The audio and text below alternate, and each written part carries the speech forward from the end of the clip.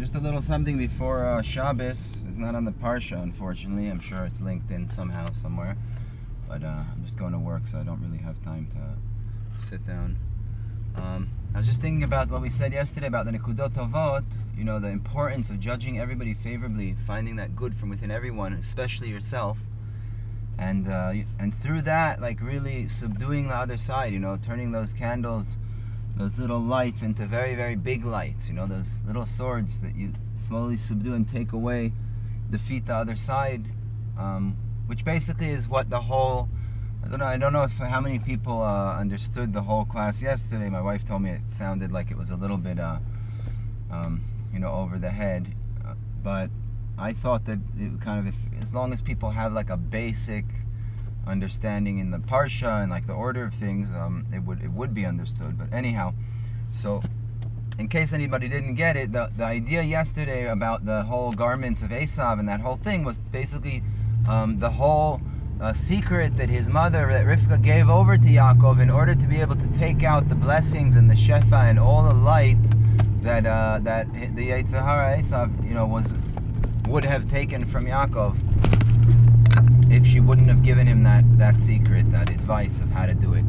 So this idea, you know, that stems out of Reish Pei Bet, that Torah on the parsha there, that's where it stems out from that Torah Reish Pei Bet, on the concept of looking at the, you know, focusing on those little nekudot tovot, those little lights that you have, without giving any light, any attention whatsoever to what a person's doing wrong, because like we said yesterday, every person in his inner being wants to be doing good.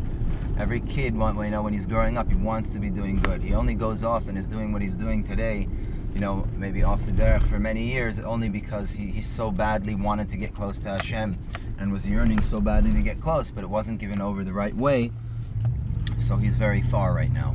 So the way to take back that koyach, the way to take back that firstbornship, you know, that zchut that you have on the blessings, which is all the shefa and sparks of holiness and kedusha there is from within, the light from within each mitzvah. There's such a big light, right? So the way to do it is through that whole story, the secret that Rivka gave Yitzchak. So I was thinking that the sons, it says, umatzdikei rabim kakochavim, those who judge the rabbim, judge the public favorably, which means you judge others favorably, like the whole Torah Reish Pei Bet is based on, and you judge yourself favorably. So it says the matzdikei rabbim, those tzaddikim who are matzdik the rabbim and are always finding the nekuda tovas, the good points in everyone. Kakochavim, they're like the stars. I was thinking, what's the stars? The sand. We know that Avraham Avinu was blessed with the stars, the sand. So there's different commentaries. Well, I heard one time that, you know, we could or be up like the highest, like the stars, we could be the lowest, but really they're both one.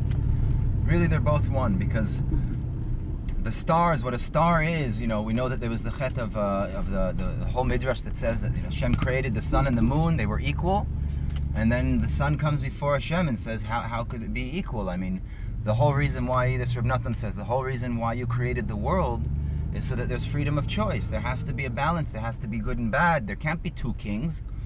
Right? They can't be two Bechorot. The Yetzer Hara and the Yetzer Tov can't both be the firstborn, the Bechor that gets all the shefa. One needs to. Because if they're both getting it, then the light of the sun and the light of the moon are equal, Yetzer Tov, Yetzer Hara, and then there's no Yetzer Hara. So in order to have a Yetzer Hara, because with the entire purpose of creation was for the Bechira, in order to have freedom of choice, so there has to be a evil of bad. And Hashem was like, you're right. You're right. So Hashem said, Lech yumati et atzmech, go and make yourself smaller. Go and subdue yourself a little bit. Bring yourself down. And we know, according to Kabbalah, Reb Natan brings it in Likutei Halachot, that the shoresh, the root, at the beginning of creation, the root of where all of the darkness, because when the moon was full, when God created it, the sun and moon were the same. So when the moon started getting smaller, as the light of the moon was getting smaller, the darkness was coming over it. At that beginning point is where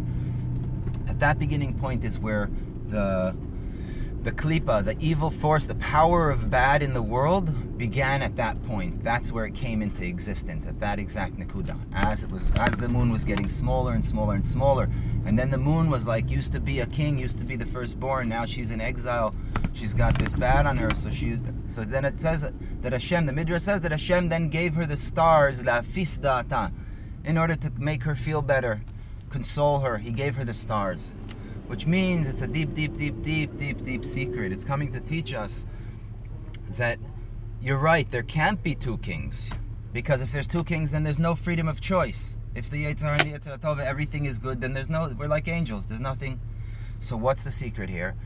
Hashem needed, when I'm going through my down, when I'm going through that stage of like the exile, the galut, where I don't see any light, right? I don't see that connection between my heart and my mind because there's a Yetzer Hara, right? So what is it? It's like the nighttime.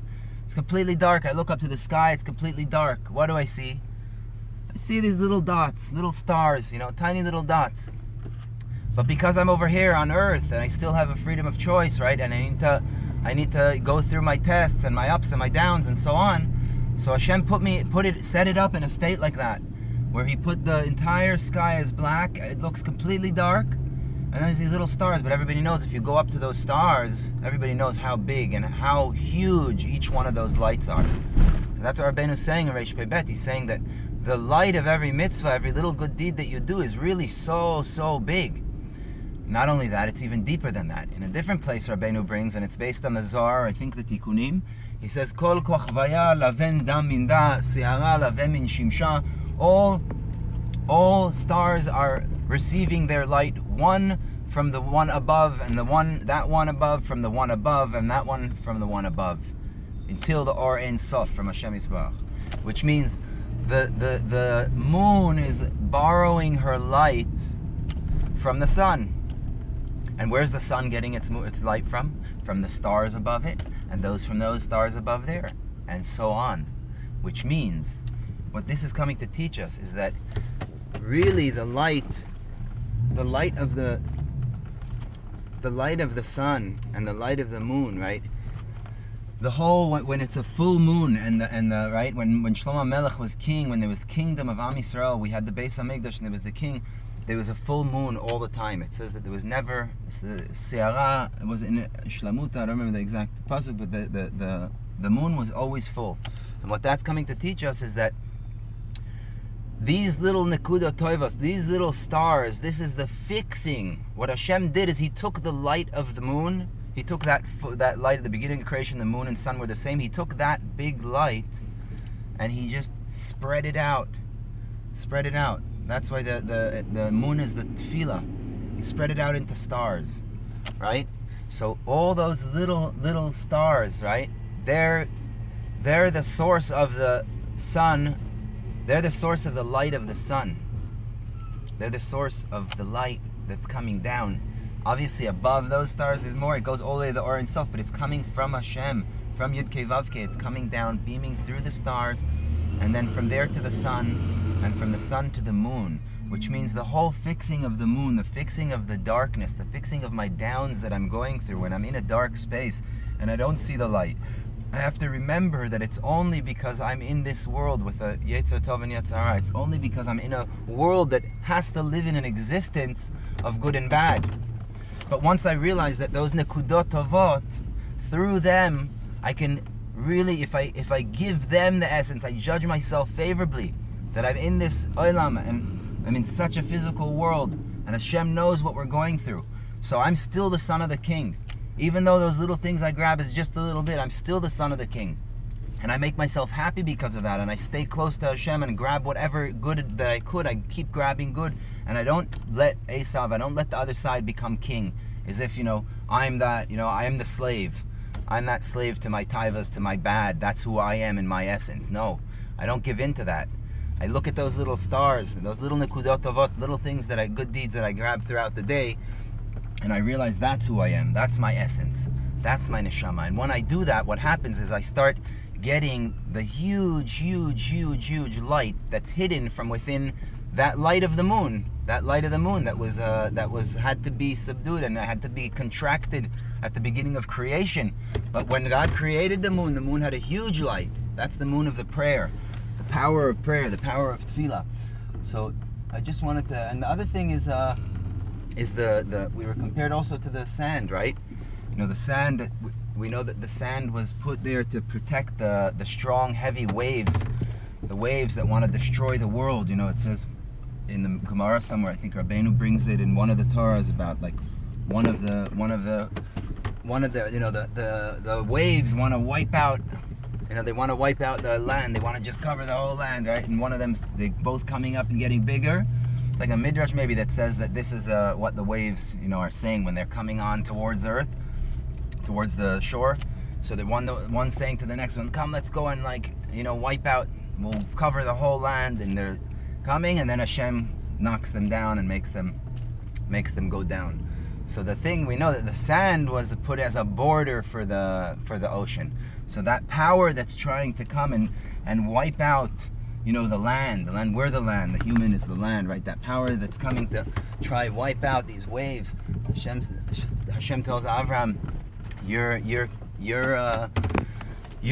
offspring, Am Yisrael, that's going to come out of you, they're going to be like that sand. Which means, even though when you pick up the sand, you see that, it's tiny little things, right? It's nothing. But when they all gather together, when all of Am Yisrael starts looking at those little nekudot avot that they do, those little grains of sand, that it looks like nothing, but all together, it creates this power to stop the bad, subdue the bad, and take all of the sparks of Kedusha back from the other side. Because there's a very, very, very high Kedusha from within the other side. And the whole thing is to do it in the right way, to be able to take out that light that we deserve, because we're the son of the king, not them. B'ezrat Hashem, we'll be able to do that and have an awesome Shabbos. I know that's a little deep. I would suggest highly for whoever's interested in this subject to go over this specific one a bunch of times, and then to tie it into the one yesterday, and just go over those two really well, because it's in my opinion, it's a very big thing. Anyhow, good Shabbos.